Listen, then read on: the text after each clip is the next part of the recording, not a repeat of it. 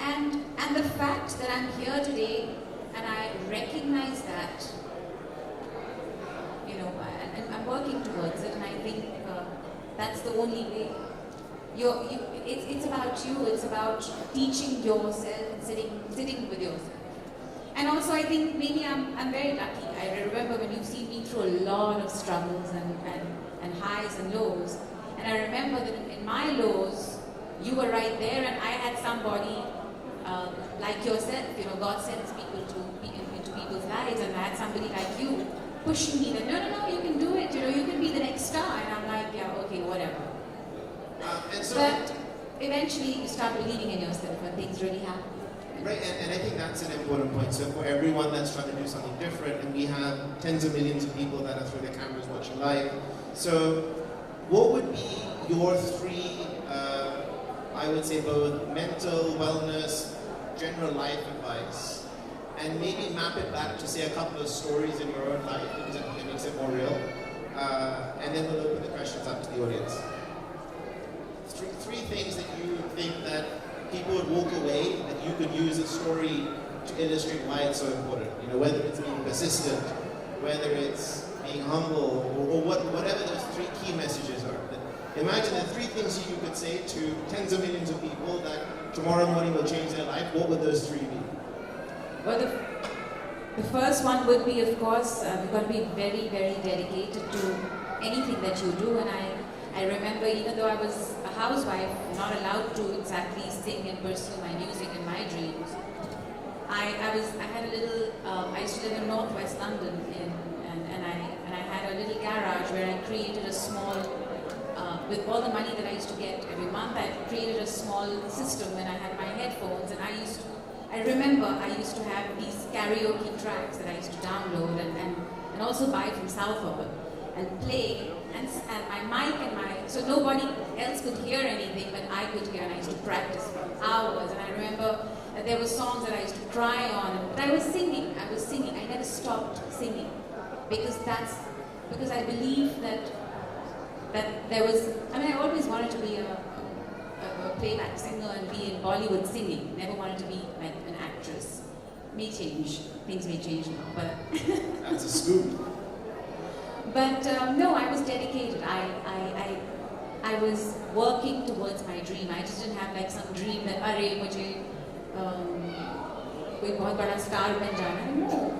I remember you sitting down with me maybe 8 years ago, and you're like, okay, wait, let me help you. And I think on we wrote it on a paper. We wrote on the paper.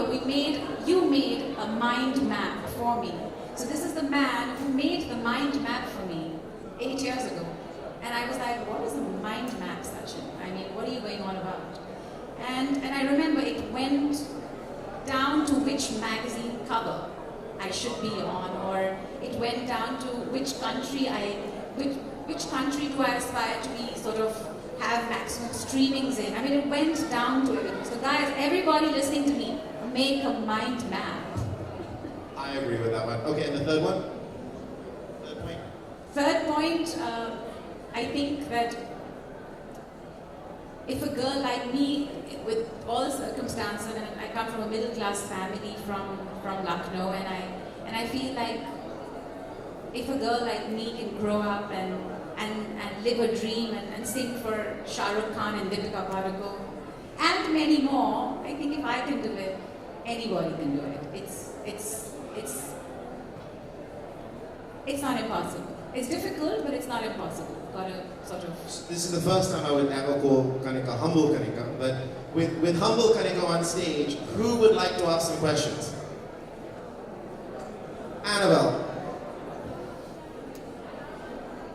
Go easy on me.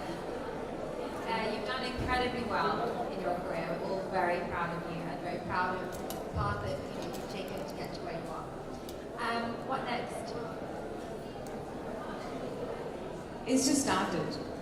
I think it's taken me 4 years in Bollywood to understand this career. It's completely new to me. Was completely new to me. I did not know anybody, so it's taken me time to really understand. I remember my first show was with I mean, my song Baby Doll came out in Feb. My first ever show was in Abu Dhabi for the IPL opening with Shah Rukh. And I didn't know how to sing on stage. I was so shy, I was so scared of the world, I was suffering, I was going through my own personal trauma. And there I was, apparently a star, entertaining people. And I can't even tell you, it took me a whole year. I used to initially mime because I could sing really well, but I did not have the strength and the confidence to be on stage and actually sing live, you know. So having that journey that started there to being the person I am today, and I performed in front of thousands and thousands of people, and I want to like jump in the crowd and like hug them and sing with them. So of course, I've come a long way, I've learned a lot. The next step of my life is going to be planned by him tomorrow. I'm joking, please. He's on your mind, man. Anyone else? I think it's going to be a lot of international collaborations and a lot of meaningful music that I want to do. So now I've been doing what everybody wants.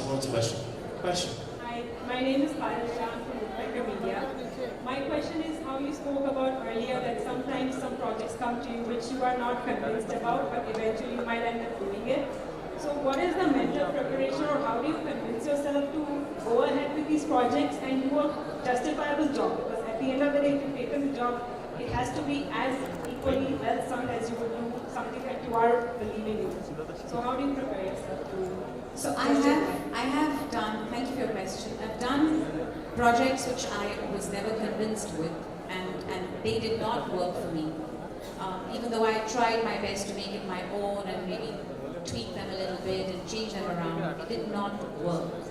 And I was given a lot of like dirty feedback. Why are you doing that? What does it need? Which is why I'm very careful now what I take up, and I've learned how to say no. But even then, if you get work which is not something that you are excited about, I guess it's the best way is to make it your own. You know, put yourself into it as much as you can. Like I have a certain way of singing. I make sure that I sing my songs the way I want to sing them, and that I don't copy Alka Yagnik ji or who I used to as a child. And yeah, make them interesting. Give them a little kick. All right, I think we are up for questions. Kanika, thank you so much. Thank you. Round of applause for everyone for Kanika. Kanika, thank you so much for your honesty. I think the ability to be vulnerable to this extent is a strength in itself.